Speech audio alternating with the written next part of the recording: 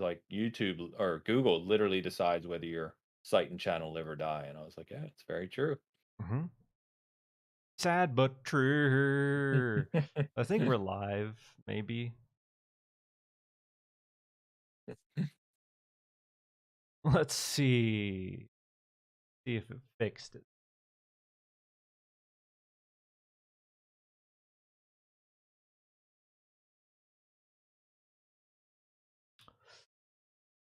Okay, I think we are back. What's up, Ains?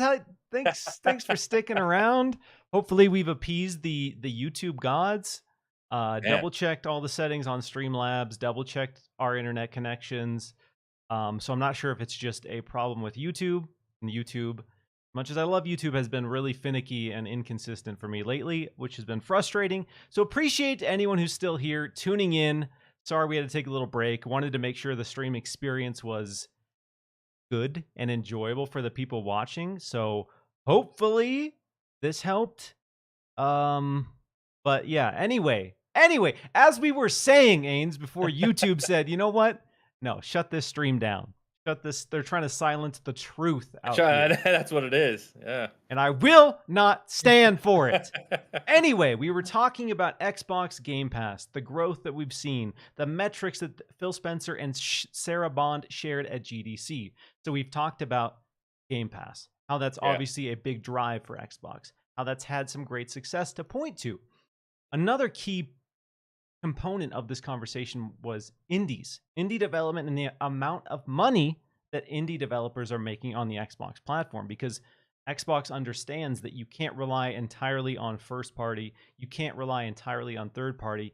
You need independent developers to put out great titles and kind of fill in those gaps and deliver compelling things to your platform. And they want indie developers to continue to put games on the Xbox platform, because there was a period of time where a lot of indie developers and some bigger publishers even were just skipping Xbox releases. And that's a bad look, for one, but more importantly, that inconsistency is frustrating to people who invest in your platform. And at a certain point, they're going to get tired of those inconsistencies and go somewhere else. If they know that every single game that they're excited about comes to PlayStation and comes to Switch, but it's kind of hit or miss whether or not it comes to Xbox, they're probably just going to go to another platform. And Xbox wants that retention, they want that growth, and that's why they are pointing to the success and the amount of money you can make as an independent developer. They're shouting it from the rooftops. Hey, make games on Xbox. You'll make money. Let's go. Come on, come on. And so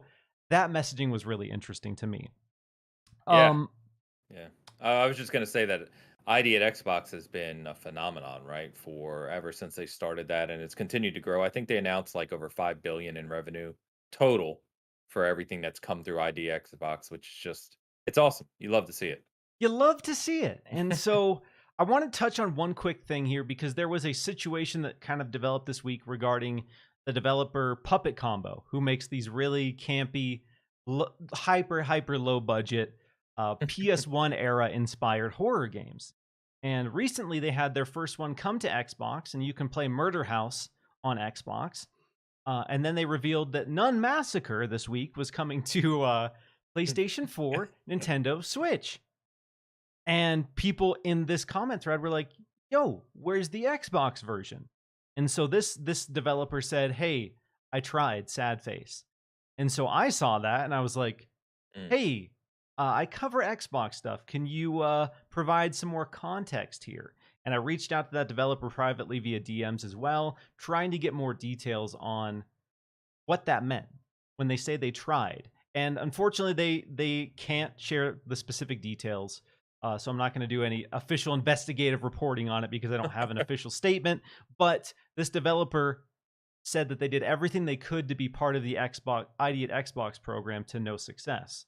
So that's interesting to me, that we have Nun Massacre, which again, very niche, probably very brutal and gory, coming to every single platform but Xbox. We recently had the Martha is Dead drama, where Hmm. Martha is Dead was not censored on Xbox, and but quote unquote censored on PS4. And so I've seen people speculate that, oh, maybe the game's too violent and that's why it's not coming to Xbox. And so, again, I don't have an official statement. I just wanted to address that because I did have people DMing me about it because they saw I was interacting with that thread. But Mm. that is one interesting thing I wanted to touch on while we're talking about indies on Xbox. Is this isn't the first time I've heard of an indie developer trying to be part of the ID at Xbox program and not getting accepted. So No. No, me neither. I don't know. I it feels like, and obviously don't have any inside information as you said here, but it feels like a situation where there's, hundreds, if not thousands, of indie developers making games right now, and a majority of them, or vast majority, would work with ID at Xbox to come to Xbox, but you're probably going to have that developer once in a while that either doesn't want to take the cut that is offered, because obviously you're talking about percentages of profit sharing and revenue sharing. As far as I understand, I don't know if you know better than I do, but as far as I understand, there are kind of agreements that you have to agree to formally be part of ID at Xbox. Like, you have to agree to timelines on showing a game, on delivery schedule, I believe, something like that. I could be off, if someone can correct me, but I believe there's some things you basically have to say, yes, we will hit these targets or hit these broad kind of strokes in the development of our game. And I could see, it's certainly possible that there's some developers out there that are just going to say, no, we don't want to be, I wouldn't call it restricted, but maybe they don't want to be held to any type of agreement. And so I don't know. It's one of those situations probably where it's a he said she said type of thing, but if you're that developer, are you going with a small game and a small developer, small studio, are you going to come out and say, "Hey, we were going to be on Xbox, but hey, we're not confident that we're going to be able to hit the things, or we're not, we don't want to agree to that." No, because then it makes you look bad, right? And you can't do that as the developer on a small game like that. You got to say, "Hey, we tried," and just move on, yeah, and leave it to speculation. because that's yeah, exactly. So that's why I haven't made any definitive statements either way. I haven't really even speculated on what the reality is because I talk to a lot of people in the industry and I get some good context for how these things work. And it is boring in some cases. It's complicated all of the time, 100% of the Yes. time. And I appreciate when somebody is willing to give me the context for it, but I understand when they can't. So in this case, couldn't get context, don't know what the reality is. I would love more puppet combo games on Xbox, and Xbox promotes itself as being incredibly easy for Yeah. independent developers to work with. And so when a developer comes out and says it's actually not, and I've tried, um, that's kind of contrast to what the messaging of Xbox is. Again, we don't have all of the details, so we can't say Xbox bad, whatever. But I just wanted to touch on that. It's almost like a smoke and fire thing, right? It seems weird when you have a lot of indie developers praising ID at Xbox, praising Game Pass, praising working with Xbox, and then every once in a while you get one that's like, "Oh, we couldn't get on Xbox. We tried. It's not good." And it's like, well, there's got to be some type of disparity in what's being discussed here, what their expectations were in working with Xbox. Because I mean, we're talking about a game called Nun Massacre that's on Switch, It's on a all Nintendo exactly. It's on a on Nintendo Nintendo platform. Switch. So something's amiss with this one for sure. And yeah, that's the thing that gets me is because you assume Nintendo of all of the big three is the most conservative, the hardest to work with, the most likely to say Nun Massacre? No, not on our platform. But then you see that Nun Massacre is on the Nintendo Switch and not Xbox, and you're like, what's going on here? Why can't we play Nun Massacre on Xbox? And Yeah. it's worth having those conversations. Yeah, you like to kill nuns on whatever platform of your choice. You know what I mean? Exactly. And that's the future I want to live in, where we can kill nuns on any platform we choose. All right. All right. I got to give a quick shout out to the people who are rejoining us. Thank you so much for sticking around. It seems like the stream has corrected itself. So, again, who knows what the issue was. Sorry about that. If you are still here, hit that like button, share it out. Let's repad those numbers, because towards the back end of the show, we are going to do the battle of the Xbox mascots. It's going to be a viewer driven segment where we have you vote on the most iconic Xbox characters to boil it down to the 5 that we consider to be the best representation of Xbox. But before we get into that, we got to talk about the Halo series, Ains. Yeah, we do. Halo is Yeah. the first episode of the Halo series is finally out. This show was first, not this particular version of the Halo series, but the first time a Halo series was announced 9 years ago, Ains. 9 years ago, Oh, Steven I was there. Spielberg came out and announced that they were doing a Halo TV series. Yeah, man. Do you remember when Bungie teased a Halo movie? Do you remember that kind Oh of yeah. tease?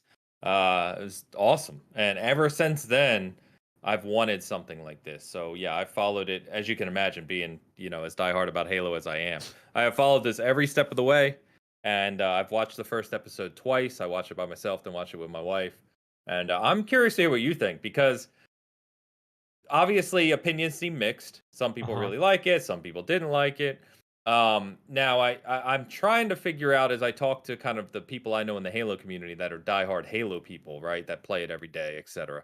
It seems anecdotally like most of the hardcore Halo people I know liked it. Where are you falling on this? So I did like it overall. My Okay. my overall impressions were pretty positive. Again, I saw a lot of mixed responses. I saw some Yeah. people say that they hated this. They thought it Yep. was cheesy. They thought the effects were bad. They thought the Yep. storytelling was bad. They thought the characters were bad. Some of the takes I saw were aggressive. I was like, Yeah, they were. "Ooh, They that's were. not a good place to be." And it didn't end up in a fantastic place in terms of like Rotten Tomatoes or the aggregates of like formal official reviews for it. Yeah. But I went in with an open mind saying, you know what? Hey, we've waited 9 years. Let's check it out. I love Pablo Schreier. I'm Yeah. excited to see what they do here. And we're not going to spoil it. We're not going to touch on like the big story notes here if you haven't seen it and want to touch on it. But I got to say, that was brutal. That first episode was far more graphic than I ever would have imagined a Halo TV series to be. Someone's head explodes in like the first like 2 minutes of this. Like Yeah. one of the first kickoff to the action sequence is just a head exploding. I'm like, dang, they're setting the tone like this. That is how they're setting the tone of the action in this. And then the rest, the next 10 minutes is just an absolute bloodbath. And I'm like, all right, you have my attention here, because I'll admit, I'm not the biggest Halo lore nerd. I Yeah. appreciate the lore, I appreciate the world of Halo, but call me dumb, call me small brained, whatever. I've always liked the action. I've always liked the cool monsters, the action, the explosions, the gunplay of Halo. Like for me, that's the reason that I've always loved Halo and I Yeah. still play Halo is because of all of those elements. And they did a really good job in this first episode showcasing that they get that. They understand that those elements are important to Halo and they want to do a good job giving you amazing action sequences. So I got to say, I've heard a lot of complaints about some of the effects and some of the way that the aliens were portrayed. Did you have any major issues with like the big battle sequences, but the battle sequence between the Covenant and the UNSC? No, man. I really enjoyed it. Like you said, I think the key I've heard people, right, and I did the same, is context, right, and expectations are everything. If you come into this and you've got 20 years of Halo games that you're expecting it to recreate, and you've got these big expectations, it's not going to hit those, And I think they were pretty clear about that. That this is non-canon. It's its own timeline. It's its own team, and Silver Team is it's basically reminiscent of Blue Team. They basically recreated Blue Team, but it's not Blue Team, right? And that Chief is obviously Pablo. It's not his voice. So, Hmm. you just have to go in with the expectations of, look, this is themed on Halo, but it's not the same Halo that we know and love. Big expect from a game perspective. But no, I thought they did a really good representation, solid representation of the elites, the brutality of attacking, the camp there at the beginning, um, and Chief coming in. I thought Pablo did a really good job as Chief, and it's clear that they want to explore the human side of him more. You know what I mean? Just like they've done in the last few games, which I really enjoy. I don't. He doesn't need to talk too much. He doesn't need to get emotional. Those types of things, but just understanding he is human at the end of the day, and I think it set that up well. I thought they did a really good job. The CGI was better in parts than others. You know what I mean? Like I thought, like the Prophet looked awesome. Mercy, I was like, Yeah. wow. I was like, he looked great. But then there's other things where it's like, oh, you could tell that was a set or a green screen, or everyone's making fun of when Chief tosses the assault rifle, and you can tell it's like a CG assault rifle. It's like, why didn't you just throw the prop for that because the prop looks better than the CG. You know what I mean? So there's some silly stuff, right? It's not like I'm saying this is a 9 out of 10, but I enjoyed it. I thought it was decent. It set up the first episode well. And again, we're talking about one episode, right? We haven't seen an entire season yet. Hmm. And what I've been telling people is like, look, I'm a diehard Witcher guy too. I love The Witcher. And when you look at season one of The Witcher on Netflix, it was like I enjoyed it, right? But it wasn't fantastic. You could tell some things were sets, you could tell some things were props, like, you know what I mean? It's just you got to come with that expectation that look, this is not going to be a $400 million blockbuster AAA recreation of the Halo video game. That's just not what this is going to be. So I think with context, I really enjoyed it. I'm looking forward to seeing, as it comes. But it's killing me waiting a week for every episode, man. As a Halo guy, I'm like, I kind of like it. I get it, and obviously they have to make the revenue to keep people subscribed. But man, I would have binged the hell out of this if it was just all there. Yeah, the 1 month of Paramount Plus is a big old tease. I get it. They're trying to get people into the service. They want to give people a taste and hopefully get people hooked on the Halo series. And Yeah. the metrics that we've seen, this is the biggest Paramount Plus exclusive. So chances are they will be successful in some capacity, keeping people subscribed throughout the remainder of this first season. But yeah, once a week, we don't get to binge it. We don't get the Netflix approach where we just get to dump it through. But it gives us time, I guess, to dive into each individual episode, which is Yeah, something I've kind of missed with the that's true. binge culture, is the water cooler talk about speculating on what's going to happen in the next episode, talking about the cool moments that we saw. And I think that helps it kind of sink in, where if you binge something, which we often do, it all becomes kind of a blur and Yeah, everything that's is true. just this amalgamation of the series and the show. So I'm kind of torn. I would like to just power through it, but I'm probably gonna have to stay subscribed to Paramount Plus. You finally got me, okay? Was fighting it for so long, but I agree on a lot of what you're saying regarding the overall quality of this. The scene with the prophet, to me, that felt straight out of a Star Wars movie. Like It was awesome. the production value of that sequence and Yeah. that character, that felt straight up out of a big motion picture Star Wars film, and it kind of transported me to that. Um, the first person stuff, Ains, corny as hell. I hope they tone it down.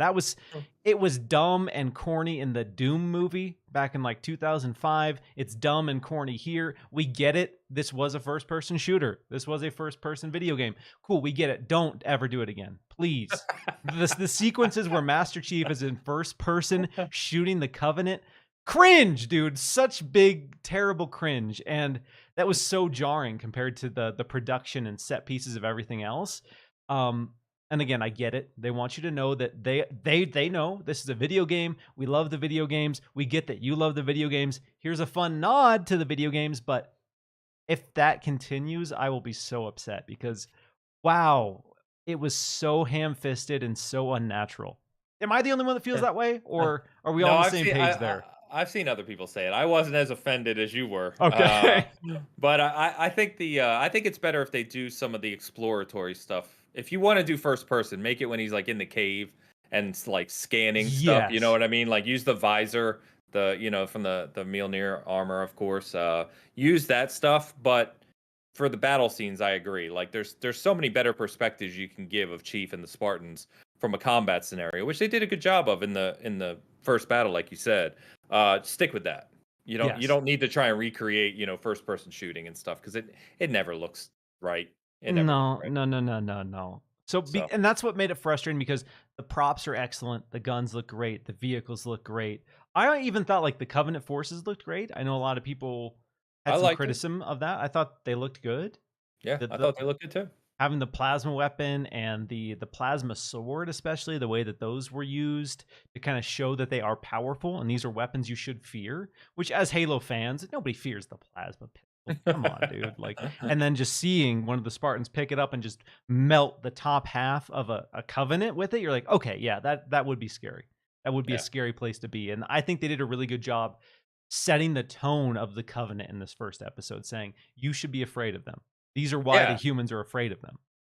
Yeah, because I mean, they're touching on more of the lore, and I know you said you're not really into it, but if you read it in the books, right, there's this long running war which they touch on at the beginning between the US and UNSC, right, and all these kind of outposts that are scattered around the galaxy, right, the insurgents they call them basically, and so they did a good job of showing that the Covenant come in and just going to kill everybody. They don't Hmm. care who you are, and the Spartans coming in and kind of saving, well, we're not spoiling, but you know what Yeah, I mean. yeah. Bringing people together to realize you have a common threat in the Covenant, I think, was well done. I also wanted to mention that the one nice thing, going back to the conversation about once a week episode, is that there's an after show. So if you didn't see that, there's going to be an after show every week. It's like 25, 30 minutes long. And the first one was cool because they talked to Pablo a lot. So they talked Hmm. to a lot to him about obviously being Master Chief. They showed his workout regimen to get more fit for it. They showed some of the other Spartans and talk about kind of what's coming. So to your point, I do kind of like that we get to re-examine the episode and talk about it like we are now every week, which will be cool. Yeah, and I think the overall CG quality, I'm on the same page as you. It wasn't always fantastic, but there were a few moments where I was genuinely impressed by it. Yeah. My biggest criticism of the CG I've seen are the moments where they make the Spartans seem like they're moving fast. I really Yes. think that looks jarring. And I was watching with my wife, and that was her biggest complaint. Is like, I don't like the way that the Spartans move. It looks very unnatural. It looks almost stop motion. And to me, that was the most disconnecting thing about watching it. Like those scenes compared to everything else felt really unnatural and obviously CG'd. Yeah. Yeah, there's one scene where like Chief, I think he jumps down on something and you can see it's like sped up and I'm like, "Well, he's not going to fall faster than, you know what I mean, Yeah. than someone else." But if you go back like I don't know why they didn't do it more like if you look the Halo Reach trailer, the trailer for that game, it's called Beyond Hope, Remember Reach. I don't remember, but there's like a 4-minute trailer. It's a classic video game trailer. And they show that team, Cat and the others, kind of like jumping long distances, right? And doing the things Spartans do, but it looks normal. Like, you know what I mean? It looks as part of the battle scene. I think they could do a better job there too. We'll see how that develops over the course of the season. Yeah, I'm curious to see. Obviously, there are probably at least a few episodes filmed, but I'm curious to see if they'll take feedback on what we've seen so far and kind of adjust it. Because again, I understand from a lore perspective, these are super soldiers. They have the power armor, they have super speed, super strength, blah blah blah. But even Yeah. in the games, even when we're playing as Master Chief, the meme was like, "Oh, we can run at 40 miles an hour, but we can't actually sprint in the Halo games." So like, so Yeah. even in the games, they don't really like phone that in, or I don't want to say phone that in, but they don't really play that up. And I think if they didn't play it up in this show, I'd be absolutely fine. If they were just normal speed people, I think it would be a more enjoyable viewing experience overall. But I wanted to circle back around on the human elements that you touched on. Obviously, Yeah. I'm not trying to spoil anything here, but I do like the focus that we saw towards the back end of this episode on Yeah. Chief and his motivations. And that Yep. to me was more interesting because as much as I love the Halo games, I love Halo Infinite's portrayal of Chief so much more than the last several games because Chief's always been quiet, which has been fine. He's been a man of few words, but that's also to me made him a man of few motivations. Like to me in the games, a lot of it is he has to protect humanity, and that's it. No matter what situation, and that is a cool beat for the hero of a epic sci-fi first-person shooter series. But from a TV show, I would be really disappointed if that was Chief's character. I have to save humanity, and that's it. That's all we get from him. A Like, robot. all Yeah. right, cool, we get it. We humanity, cool. Um, One final question, I guess here. Where do you stand on the helmet drama, Ains? Do you No. care that we No. see Pablo's face? No, not at all. I Okay. mean, we know who's acting under the suit. Like we know we know it's Pablo. The whole game thing was, it was originally about built around the idea that you were Master Chief, right? And so him not showing his face was connected you, the player, to the character, and it kept up some of the mystery around Chief as a character. But that's changed over the years. They've really dove in, as you point out, with Infinite. They started with Halo 4, and they've really kind of dove into the human side of Chief a lot more. And I think as you do that, you got to realize that, there's more character there. And besides, right, the comics, the movies, all this other stuff has shown Chief before out of suit and out of, character. So no, I don't care even a little bit No, that they're showing Pablo. I'm in the exact same boat. Like I Yeah. thought the drama of them showing Master Chief's face in this was so weird. It's overblown. Yeah. Like you're not going to get Pablo Schreier on board or really any big name actor on board and say you're just gonna be in a helmet 100% of the time. Like that's not an interesting role. And again, we're seeing Chief's face, so we get those moments where we can look at his eyes and we can look at his facial expressions. Because again, like you said, he's not like overtly crying or showing like wild emotions because of the Spartan program and the way these people are trained to be ruthless. And I kind of appreciate how they touch on the fact that Spartans in this world are absolutely ruthless. Like Master Chief, his first introduction in the show, he's not a hero. Yeah. He's not like an outwardly good guy as we know him in the games. There's this kind of air of quote unquote just following orders that they're touching on, and I'm curious to see where that goes because I think that is an interesting dynamic with Master Chief's history and how they're kind of unraveling some threads there. Yeah, and that ties in. There's a lot of stories in the books about that. About how he's viewed. They even touched on it. If you remember the Hunt the Truth audio series before Halo 5, they even kind of touched on that too. That he's seen as this great savior of humanity, and he is. But to some people, because they're not all part of this kind of union, right, in this galaxy, they don't all see him that way. And he has done things that he maybe was ordered to do that some people view as horrific.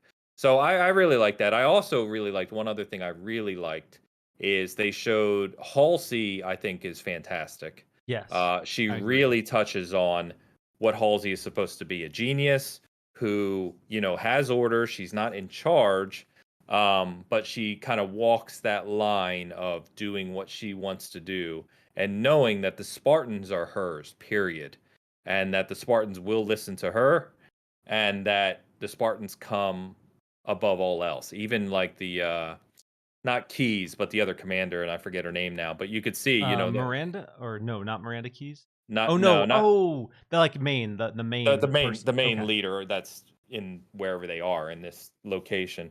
But you could see Halsey's defiance towards her, right? And telling the Spartans that, again, not spoiling anything, but anyway, that is a key part of the kind of character Halsey is and how the Spartans treat her as, they call her mom, because she's, they treat her like their mom. Mhm. And I think that especially the Spartan 2s, which, who knows what they're touching on in this show with that. But anyway, I just wanted to touch on that because I thought that was done really well. And how at the end of the setup with Chief doing his thing and the other Spartans coming out, I thought that was really well done too. Yeah, I see some comments in the chat with people having criticisms of the writing, and I feel like the overarching stories they're building are interesting, but I did have some complaints about some of the dialogue to me. Like, uh, what's her what's her name? One of the main rebels that we are introduced to early on. She has a line where she's like, "I want to get off this rock," and I'm like, "My God, really? How many Yeah, times have we heard that in a sci-fi series? Come pretty on!" generic. Yeah. So there are a few lines like that where I'm like, "Ugh, okay." Dialogue needs some work, but I do think the overarching story threads that they're laying down are compelling, and I am interested to see where it goes. Yeah. So, Me if you're too. slapping a score out of 10, what do you give in episode 1? I'd probably go around a 7, maybe. Okay, I'm with you. I'll Yeah. give it a solid 7 out of 10. Yeah, something like that. Like, and I'm ready to get battled tomorrow because I know that my big cast partners, Rick, Travis, and Dan, all three of them didn't like it. So, Oh, okay. You're the so the, I'm, the odd man out there. yeah, I'm gearing up for tomorrow because it's going to be a battle. It's But gonna be no, a I, like I said, it's not a 9 or a 10. But I certainly don't think it was bad. Like people saying it was bad, I'm like, come on, man. Like, what did you think it was going to be? You know what I mean? Like, if you think this is bad, what would have been good? And I don't think people really have an answer to that. You know what I mean? At least not that I haven't seen a good answer to that, I would say. All right, so now we're going to transition into the fun part of the show. Get this fun. Let's kick off the weekend right. If you are watching live, you are critically important. Get those keyboards ready. hit that like button, share this stream out because your votes, they matter. And here's how this is all going to play out. We are going to do the battle of the Xbox mascots. So I have set up 10 pairings of iconic figures from Xbox. And I tried to make these tough. I tried to make these decisions you'd actually have to think on. You can only pick one. You can only pick one of these characters. And towards the end, as we're going through this, I will lay down each one individually. Ains and I will stake our cases on who we think is the more iconic Xbox mascot. But your votes ultimately at the end of this show will dictate the top 5 most iconic characters from Xbox. So, first up, Ains, as we're diving into this one, I'm kicking it off hot and heavy.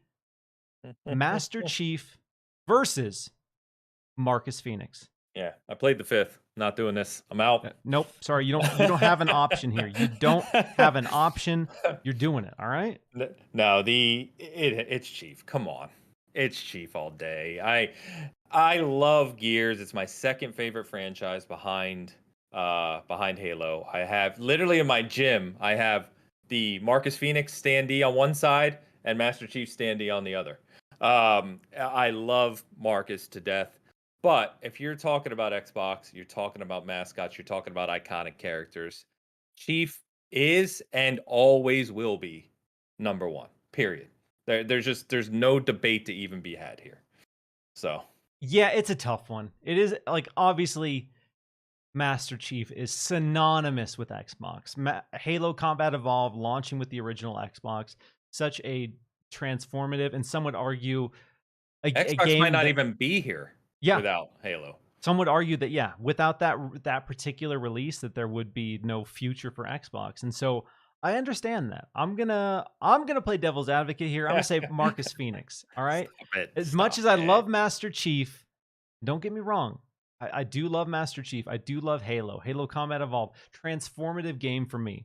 Watching the evolution of Marcus Phoenix over the years. Watching him go from the dude bro, stereotypical action hero to this compassionate, caring dad who's layered and has this depth, and watching him care about other characters in the Gears universe and really, come into his own.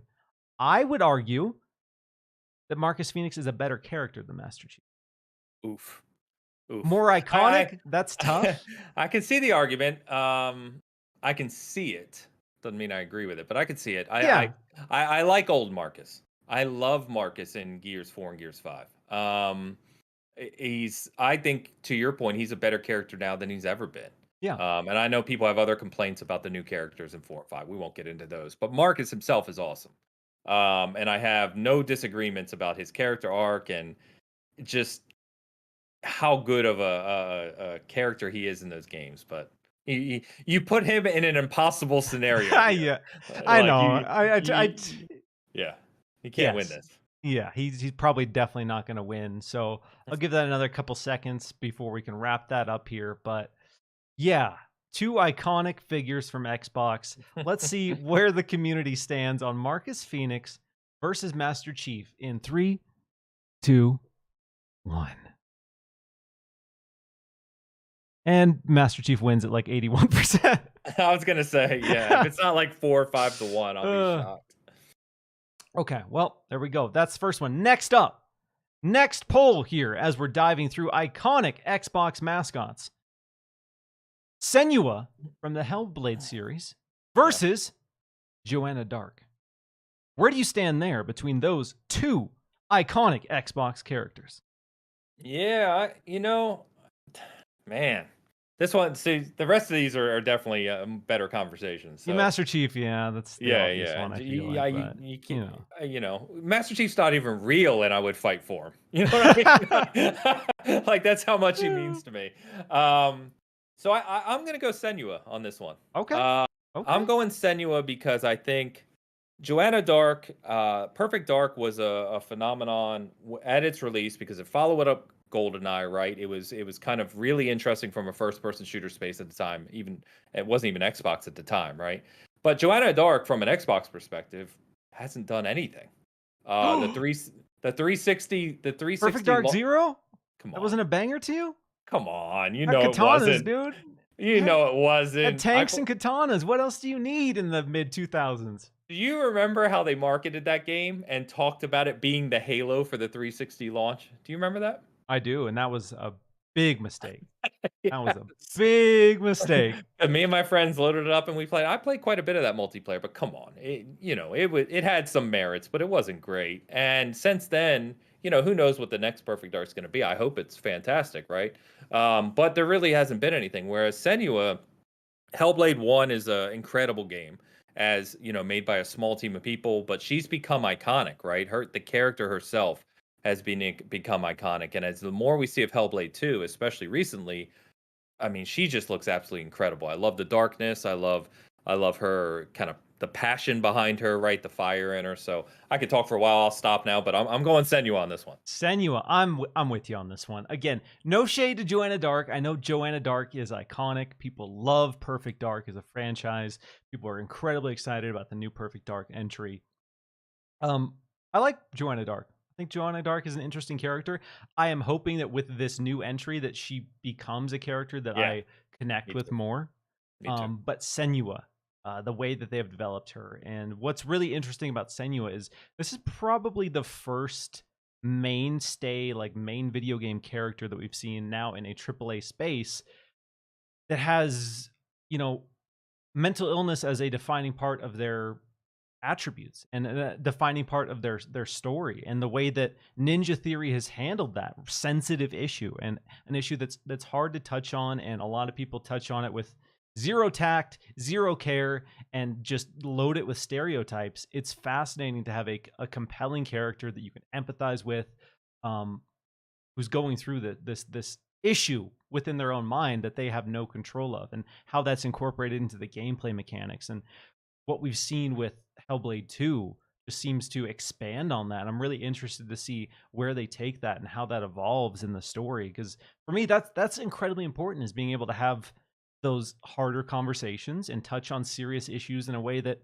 is serious and isn't a joke and it isn't a parody, isn't a cliche. And that's why I think Senua is, not only one of the most iconic mascots for Xbox, but now one of the most important modern characters in gaming. Yeah, she's a much deeper character for sure.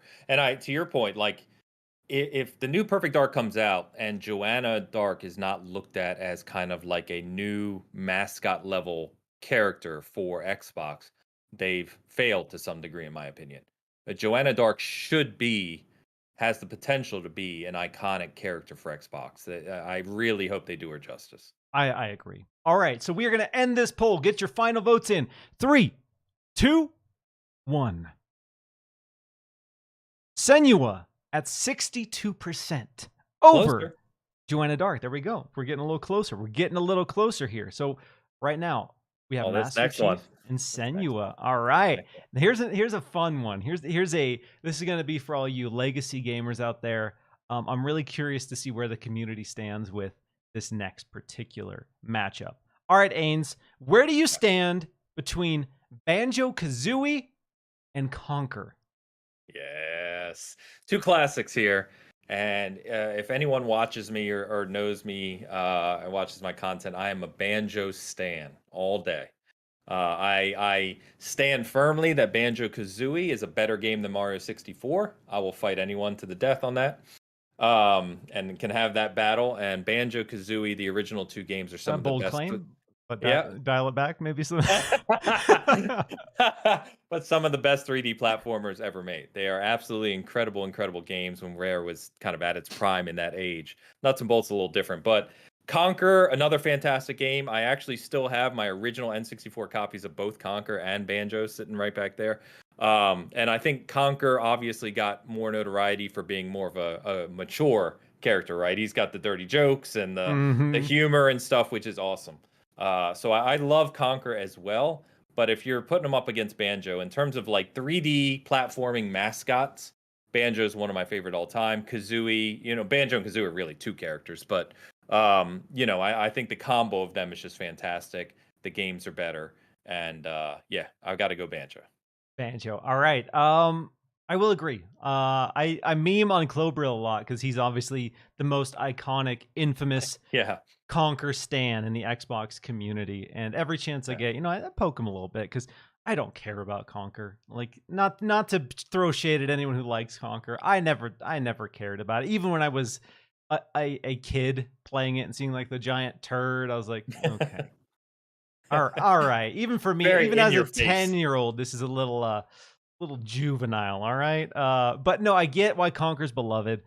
Again, like you said, it was of that era. It was in the heydays of South Park, if you will. It was very much of that.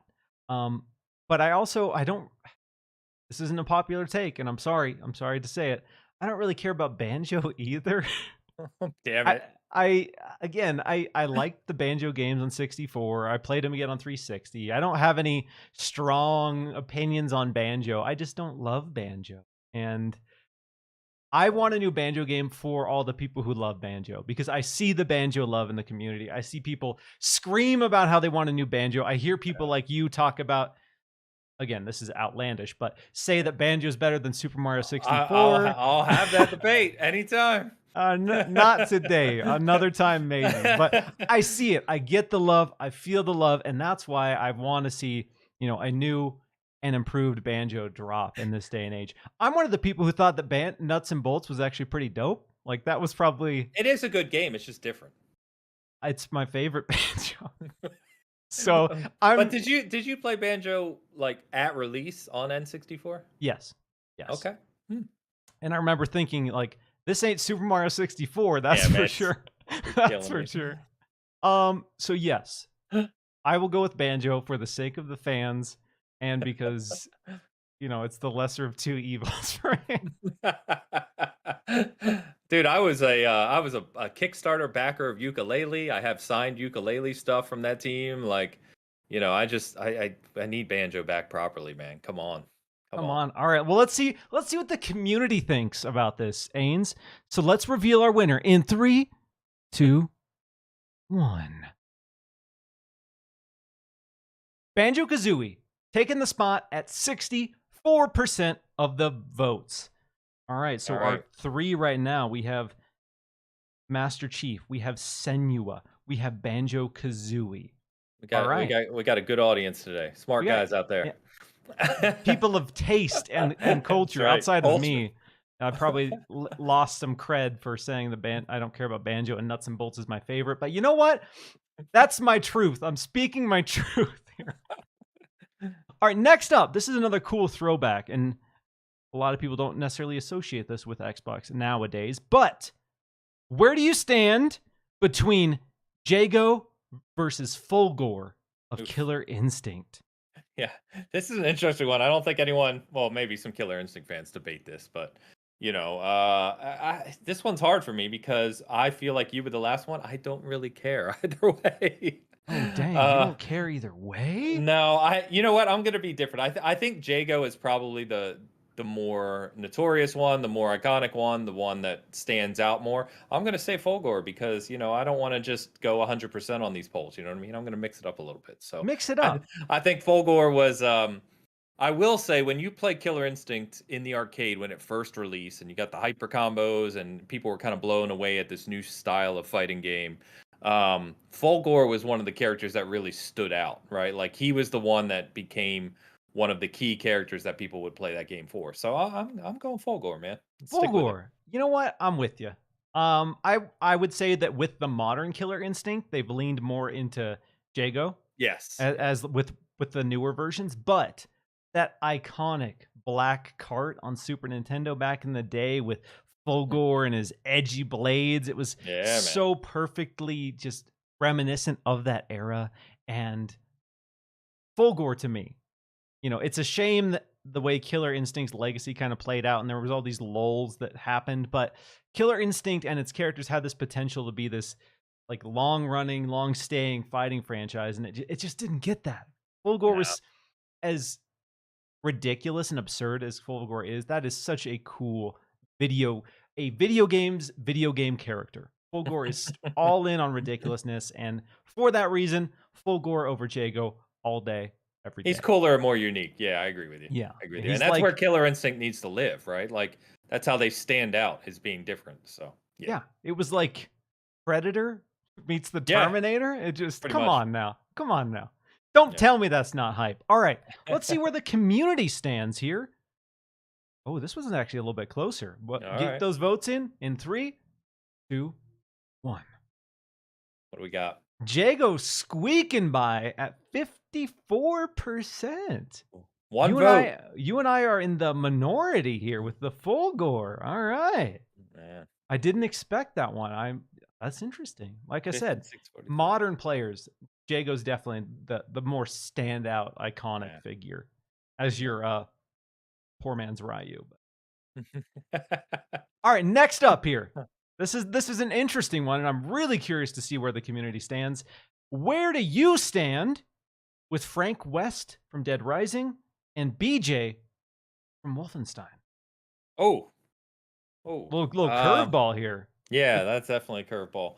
Um, yeah, it's got man. Frank West is cool. Like I Dead Rising when it first came out was very different. I really enjoyed it. Loved the gameplay style. I love the humor and all that. And I think those games are good. And they tried to evolve them a little bit by 4, right? And I don't know. They need to kind of rethink that franchise as a whole. But if you're talking about iconic and character, it's got to be BJ Blazkowicz, man. Come on, he's a Nazi killer. Like, That is cool. That is I pretty mean, cool. come on, he's awesome, and they even kind of show some of his human side with his daughters and those modern games are just fantastic. And yeah, it's got to be BJ, man. He's a legend. He's a gaming legend. I have I BJ. have I have the collector's edition comes with an old school action figure like this big with all the outfits and stuff for BJ Blazkowicz. Oh yeah? Yeah, I have Oh it sitting yeah? right back there. It's cool as hell. It's like it's packaged out of like the 50s. It's awesome. Okay, that's dope. That is Yeah. dope. I have come to love Wolfenstein in a big way with the newer titles. Because early on, like I liked Doom, I liked Wolfenstein, but I never really connected with the earlier ones. Like the original Wolfenstein games versus Doom. Did you I don't know how old you were when they came out. I Like, was when did the first one come out? 94? oh, no, no, no, no. No, Doom was out by then. Wolfenstein was before that. I want to say 89, 90, something like that. Oh, okay. Yeah, I was a baby. I was like Yeah, yeah, yeah. a So year or less old.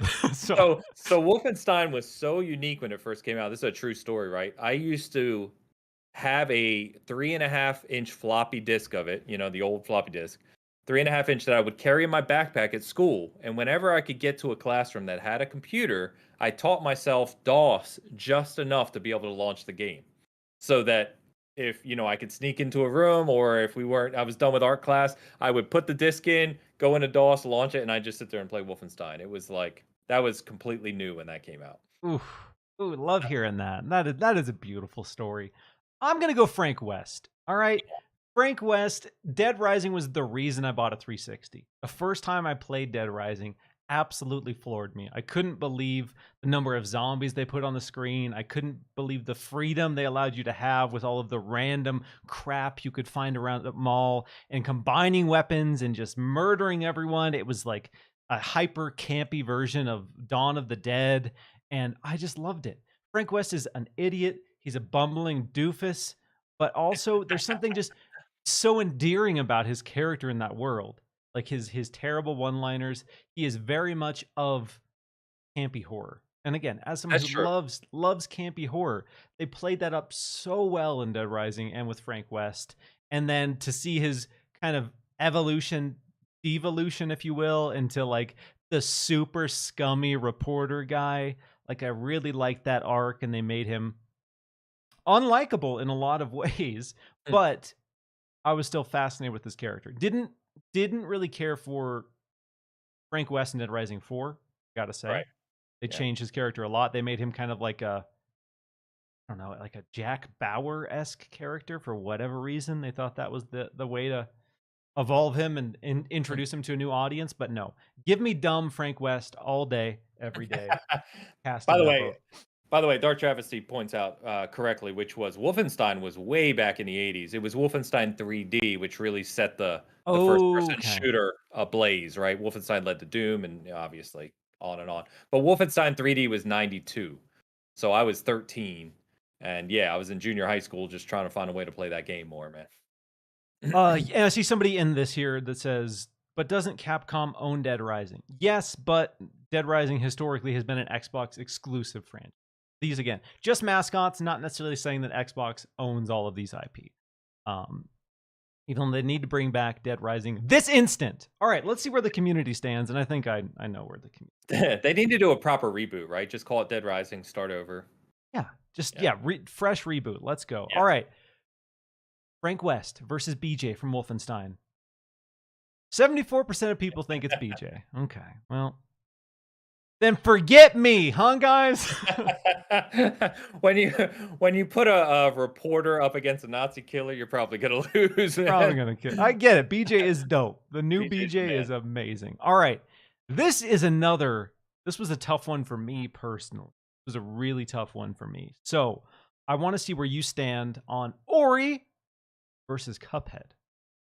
Yeah, I can already say I think I'm gonna lose this one. The Ori games are incredible.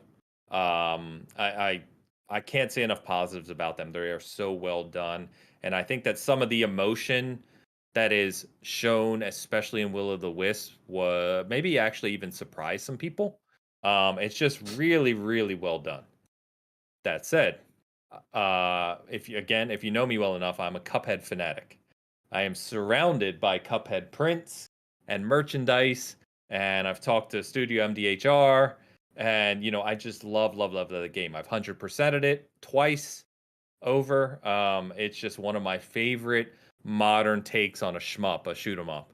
Cuphead is absolutely impeccable designed, top to bottom. And so with that, even knowing Cuphead is a goofy character, very cartoon, we have the Netflix cartoon right now. He's just this goofy, rather shallow character. I'm going Cuphead over Ori. Going Cuphead. All right, over Ori. All right, well then, there have obviously been some recent developments that have soured my perception of the developer of this game, but I still absolutely love the Ori games. Ori and the Blind Forest and Ori and the Will of the Wisps, especially. They did such an incredible job setting up the characters of this world with no dialogue.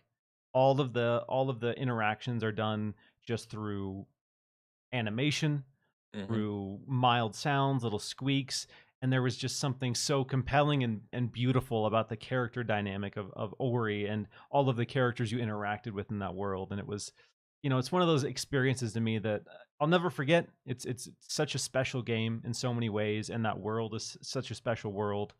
And again, I don't want to get too much into the Moon Studio culture, which is incredibly unfortunate and really disheartening. But I am going to go Ori over Cuphead. Although I will say, Cuphead, probably one of my favorite, actually definitely one of my favorite 2D platformers of all time. Like, absolutely loved it. I am so ready for Delicious Last Course. I've been waiting for years and years. Let's go, please. My only complaint, the only complaint I have about Cuphead, and I'm bummed this hasn't been addressed or fixed in any way, is only local co-op. I know. Like, I would still be playing that game to this day if I could jump online with friends and dive in and co-op. But again, I have to wonder if it's because, well, you don't have to stay on it, but you have to be so incredibly precise, like to the pixel in that game at times, with dodges and stuff. I wonder if that just, even if you have a tiny bit of latency, that wouldn't work. I wonder if they've really struggled with trying to figure that out, but that's another story. Exactly. All right, so let's see where the community stands here on Ori versus Cuphead. 66% of people are going with Ori. Ori's taking the spot. I'm actually surprised Cuphead got a third. I would have thought it would have been lower. I mean, Cuphead has a show. Where's the Ori show? All right. Right? Right? Come on. Let's go. Throw some respect on the Netflix exclusive Cuphead. All right. All right. Another battle of iconic Xbox mascots. We have, where do you stand on Steve from Minecraft versus Raz from Psychonauts? Miles, this is an outright insult. Is it? Yeah, we're going to talk about this one. Okay, well, let's hear it, because I can tell you one game is infinitely bigger than the other. Well, that's very true. Luckily we're not talking about an audience of these games. But Steve can go fall off a cliff. Whoa!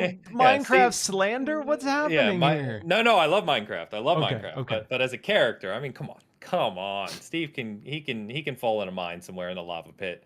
No, it's not going to matter. Raz is the man. Raz is a legend.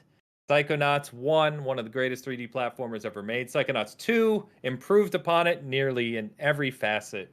Absolutely incredible game. He's funny. He's cool. He's just Raz is the absolute man. I love Raz to death. Steve couldn't be Raz. I don't even know. See, I'm flustered. You got me flustered with this one. I just can't do it. Yeah, Steve. If Steve gets more than one vote, we're gonna have to have words. Okay, I appreciate your perspective, but again, if we're going back to the first comparison, Master Chief versus Marcus Phoenix, Yeah. Steve from Minecraft versus Raz.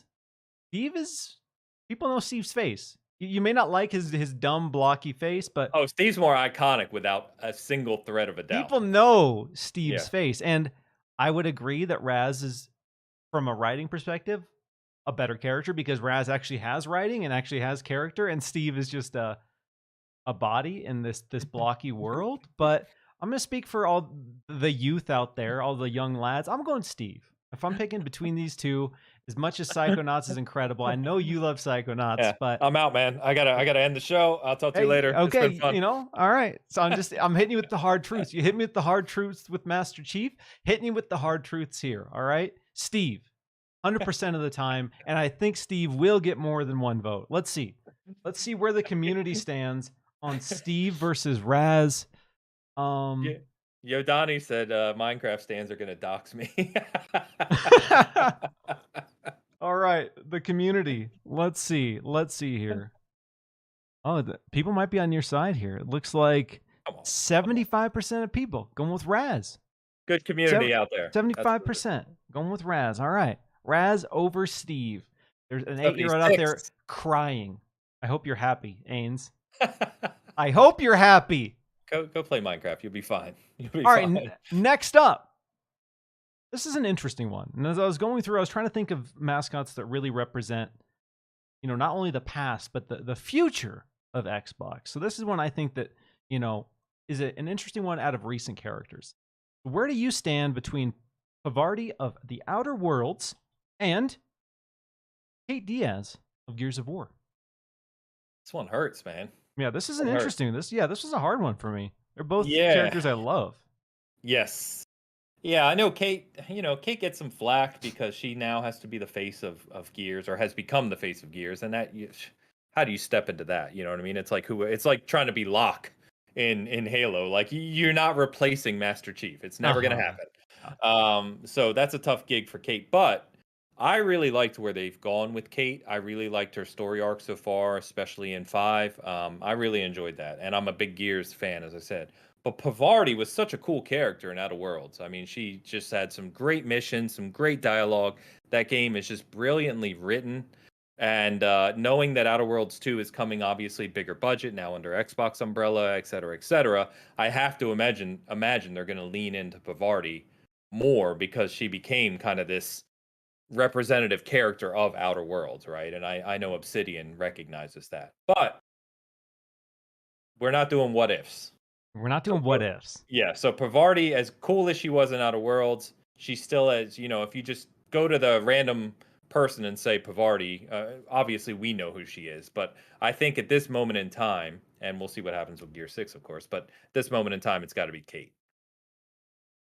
This one is really, really hard for me. And this is one I'm still a little torn on, because Kate, as you touched on, I've really appreciated the arc that they've set up with the new kind of Gears saga, and the relationship that they set up with Kate and Marcus Phoenix and what's his son? Why am I blanking on his son's name? JD. Like, there's these interesting dynamics, and I really like what they've done there, and I really like how with Xbox characters, it's not like the cliche for a long time was like there has to be a romance element. There has to be a romance element for the female character to exist in this world. And I think Pavardi and Kate both represent an era where that doesn't have to be the case. Like, there was no romance element to either of those characters. Pavardi, probably my favorite NPC of any game I've played. Like, that was the first time where I would actively go out of my way to bring an NPC on quests with me in any game. I was like, I want Pavardi. I want to see what she says in this situation. I want to Yeah. take Pavarti to the bar and help her work through her problems. Like, there's no gameplay loop to that. There's no like reward per se for me doing that. I just wanted to interact and engage with that character. So this one is really, really tough, and I'm gonna go Pavarti. Like, Oof. it's Oof. not an easy pick by any means, but as much as I love Gears and as much as I love what they've set up with Kate, and I'm excited to see the future of Kate, I just, like I said, I don't think there's ever been an NPC in a video game that's made me like just want to hang out with them in that way. And I Yeah. think the writing was so incredible for pretty much everyone in that game, but Pavarti in particular. There's a reason she became this iconic figure for the Outer Worlds, and now I think the future of Xbox. So yeah, Pavarti for me, All right. but not all right. To Well, to your one quick point about your the romance thing, that's what I really liked what they set up in Gears 2, especially with Dell, because in Gears 5, Dell really comes into his own as a character too. And his relationship with Kate, right, is really deep, but there's no romantic thing there. It's just that they've really developed that well. So yeah. yeah, I thought that was beautiful. They were Yeah. friends, and that's really cool to see, and that's really refreshing to see. Yeah. Okay, let's see. Oh god, where does the community stand? Dun, dun, dun, dun, dun, dun, dun, dun, dun. Kate Diaz at 65%. Okay. Not one I'm upset about at all. Kate Diaz. There's a reason Kate's the face of Gears now. Sorry, Marcus. Sorry, old man. Sorry. All right, here's one that a lot of people are gonna probably be like, "Who? Who Who? are these? Who the hell are these characters?" But I'm curious for the longtime Xbox fans, and as a longtime Xbox fan, Yeah. where do you stand on Voodoo Vince versus Blinks the Time Sweeper? I don't have this is not like Banjo and Conquer for me where I have a No, clear probably allegiance, not. right? Like I have played both these games. I would say that Voodoo Vince was probably the better game than Blinks originally, but I don't know. I'm gonna go completely random on this one, and I'm gonna go with Blinks. I'm gonna go with Blinks. Go with Blinks. He's a time sweeping cat. I mean, come on. You know what I mean? Voodoo Vince, he's a doll. He's got some voodoo going on. He is what he is, and that's cool. I like the dark aspect of it, but I like cats. I like time sweeping. Oh, we're going with Blinks. Going Blinks. Beautiful explanation. I'm glad that Blinks has really touched your life as a character. Stands confidently as one of the most iconic characters. Um, that's what I loved about original Xbox, is they weren't afraid to get weird. We had Voodoo Yeah. Vince, which was a game about a voodoo doll, and then we had Blinks, the time sweeping cat, which was about a cat with a vacuum. And those were first party Xbox games. Those were original Xbox exclusives. But I'm going Voodoo Vince. I have such nostalgia for that game, and I don't know why. I bought the remaster and I tried replaying it, and I was like, okay, this was probably cool back in the day. I get why I liked it back in the day, but Yeah. I don't know that it really holds up, and I don't know that people are going to rush back and play it. But I have such fond memories of that weird, quirky platformer, and I just thought that, seeing the Voodoo Vince again as a young kid, seeing the Voodoo Vince banner, I just remember thinking, oh, he looks cool. He looks like a fun character. I want to play the game that he's in. So for those reasons, Voodoo Vince. Voodoo Vince for I me. know Phil Spencer is like a big guy on Voodoo Vince. Like he's that's like one of his favorite kind of old school Xbox games. Probably that he had a hand in bringing to the platform because he was in game studios back then. So yeah, I'm probably gonna get outvoted on this one. I don't know. Voodoo Vince and Phantom Dust. I know Phil's a big Phantom Yes. Dust fan. And Yeah, where's the reboot, Phil? yeah. Okay, let's see where the community stands here before I get all riled up about Phantom Dust.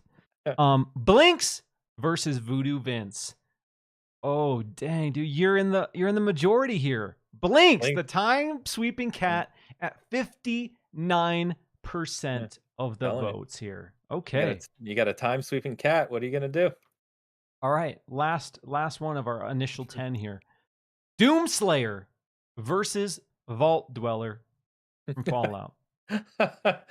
These are two I mean, Doomslayer's obviously been around a very long time, right? But I mean, from a character perspective, there's not a I lot just there. mean more like the iconic power armor. Yeah, you got Vault Dweller and Power Armor versus Doomslayer. Oof. I don't know, man. I think this is tough. Love both the franchises.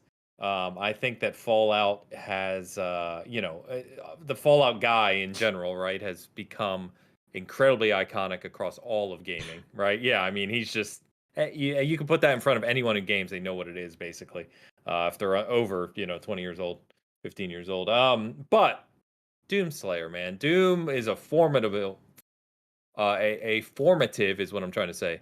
Game for me and many people. It basically brought first person shooting into the limelight, set a foundation for everything that we know and love today. It changed the gaming industry in many, many ways. I built my first computer because of Doom. I literally went out and financed a computer I couldn't afford so that I could play Doom at home.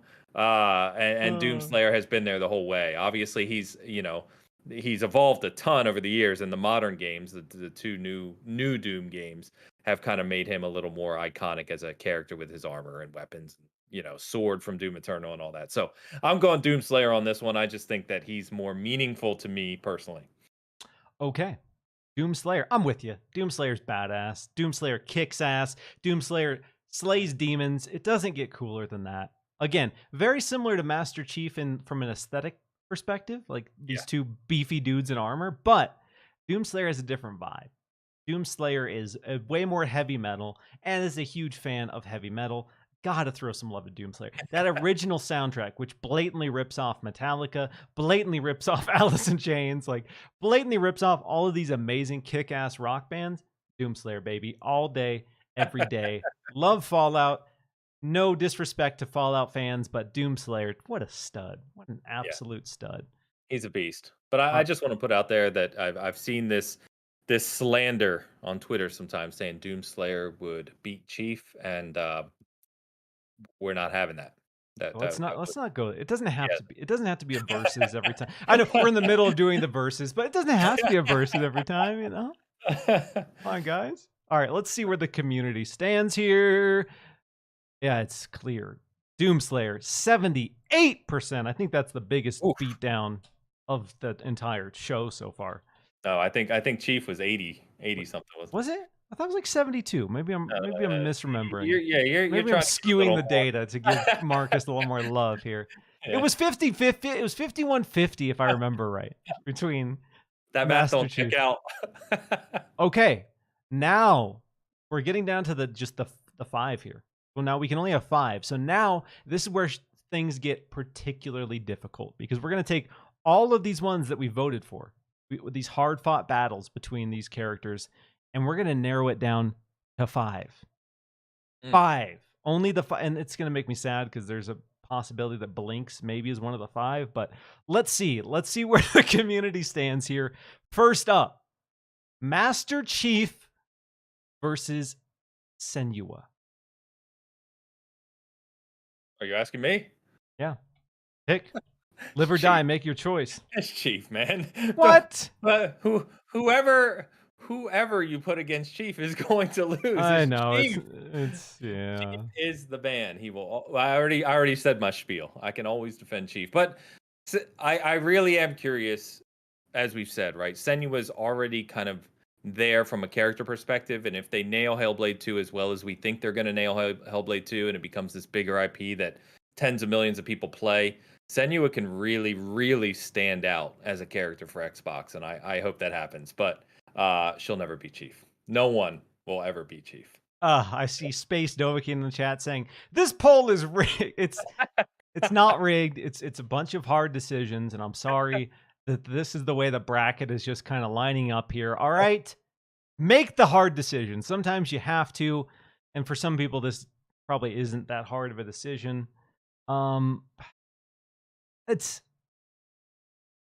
This is a tough one. Again, Master Chief. We're going back to the original, and if we're going back to the Steve versus Raz, Master Chief, more known, more iconic. But you know what? I'm going Senua just to mix it up here, just to not be Master Chief.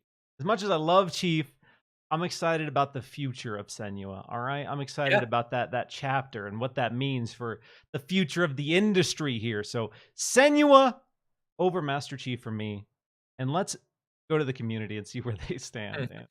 I don't even think I could click against Master Chief if I tried. Like my hand wouldn't let me. I'm literally using You're just the Halo shaking in your mouse. chair. Just I'm Oh, literally using the Halo mouse. bias. I have a Halo shirt on. I'm sitting in front of Halo artwork. Like, Okay, all right. Let's see. Let's see. Um, Master Chief.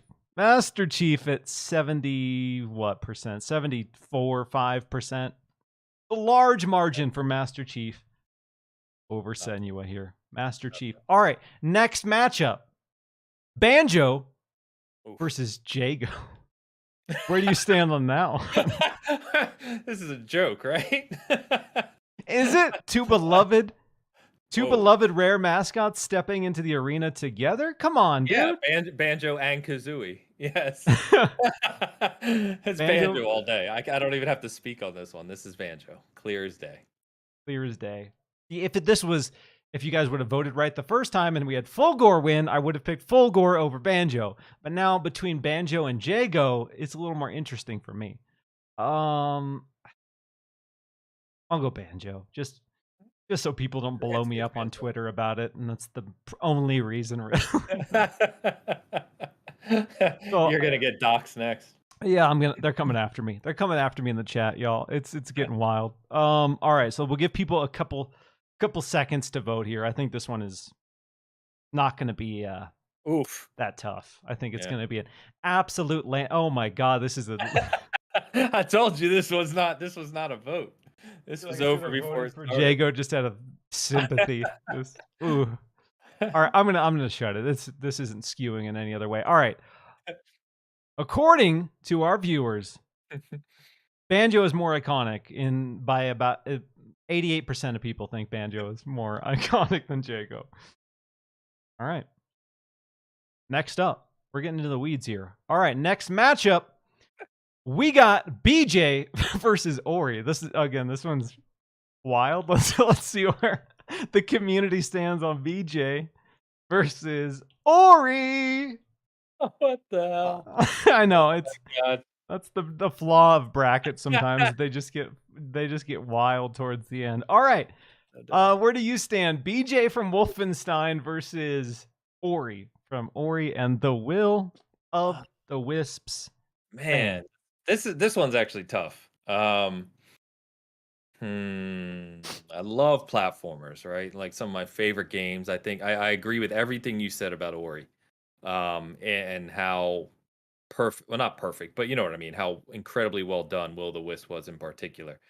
But, but. But there's always a but, Ains. There's Yeah, always a but.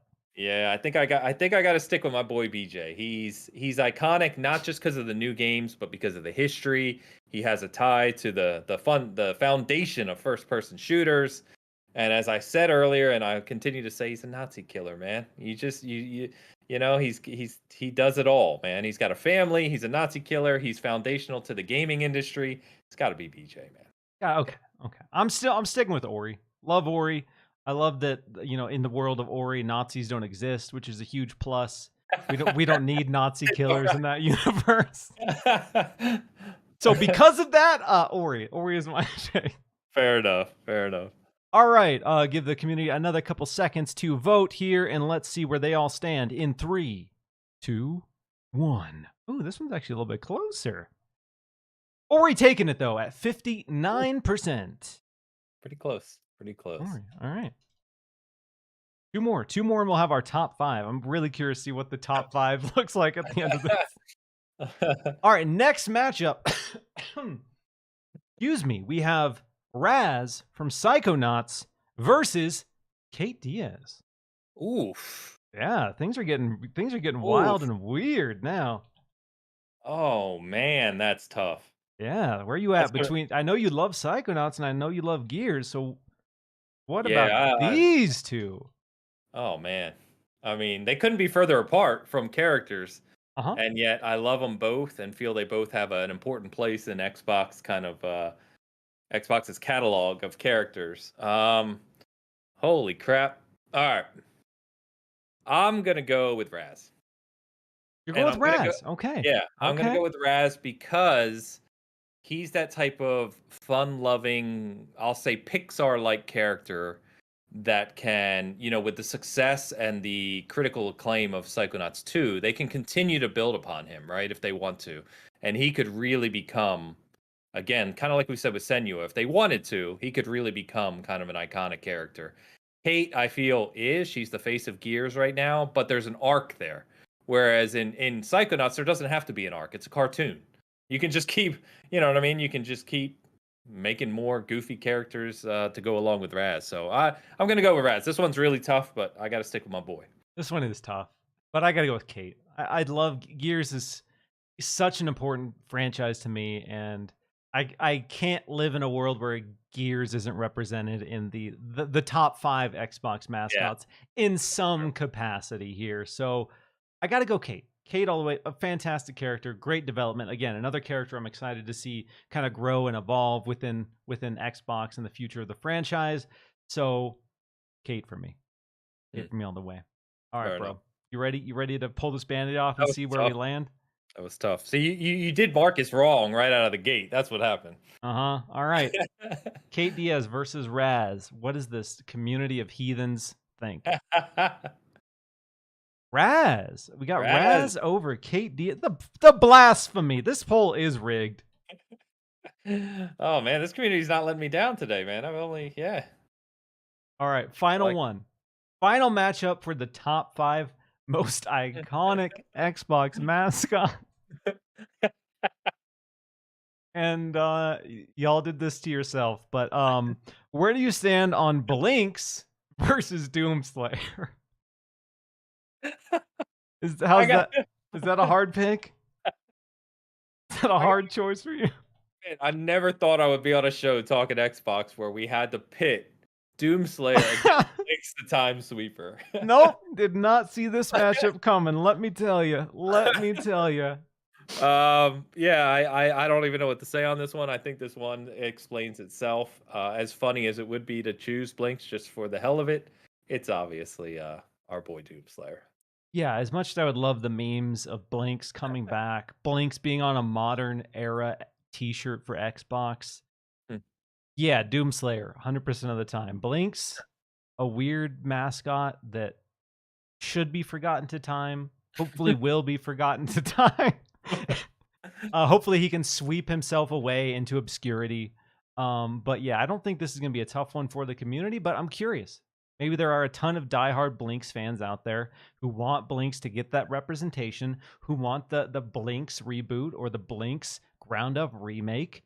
You know, give Blinks the same treatment that we've seen with Spyro and Crash Bandicoot, and really give Blinks an opportunity to shine. But I'm looking at the poll, and it's Space said not fair. This is animal cruelty, and then Amit says Blinks is not even close. Oh my god! Okay, get your votes in. Let's see. Can I say one last point here? Yeah, absolutely. If Xbox remakes Blinks before we get a new Banjo, I'll burn this whole industry to the ground. Don't test me. All right. If we get Blinks before we get the Phantom Dust reboot, I am storming Xbox headquarters. That's where I stand. That's how I feel about Blinks. All right, let's see how the community feels on Blinks versus Doomslayer. And this one is way closer than I thought it was going to be. People are voting Blinks to be goofy. Come on. We got Doomslayer at 66%. So almost 40% of people here voted Blinks, and I feel like that's for the memes, but I love a good meme, so I will allow it. I'll allow it. All right. Huge shout out to everyone who participated in this. Without further ado, let's list the 5 most iconic Xbox mascots, and let's start a petition to get a t-shirt with these 5 represented. We got Master Chief, Banjo-Kazooie, Ori, Raz, and Doomslayer. That's actually not that bad when you think about it. I think that's a pretty damn good list, actually. In the grand scheme of things, I wouldn't be mad if you put all 5 of those characters on a t-shirt. I'd buy it. No complaints from me. I could see some Xbox marketing with those characters for sure. So that's it. Those are the top 5, undisputed. Sorry, those are just the facts. We all have to accept this data. and just move on with our lives. This is final and there's no term limit, so we're stuck Sorry. with it now. Sorry, it's recorded, which means it's forever. So sorry, y'all. All right, Ains, that's gonna do it for today's show. I'm glad we could have some fun. One more time for all the amazing people joining us, hanging out with us, who submitted their votes. Where can they get a hold of you?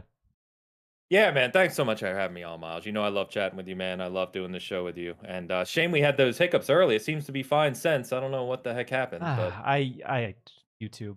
Bless yeah, your heart. YouTube. Bless your Yeah. heart. Bless your heart. Anyway, thanks everyone for tuning in. Appreciate you. And yeah, you can find me on Twitter at Porsche Power or just look up Ains. There's not many of us. You'll find me. And like I said, just check out Season Gaming. Everything that we do is kind of on the site. So we have a weekly live show on Sunday mornings. We do a bi-weekly show. We've got a bunch of new kind of videos out there now on different things, talking technology, talking conversations about different aspects of the industry. And just it's a really good community. So check it out if you haven't. Otherwise, thank you again. Appreciate all of you, and thanks again, Miles. Absolutely, yeah. Go show Ains and the Season Gaming crew some love, and we will catch you all next week. Have an amazing weekend, everybody.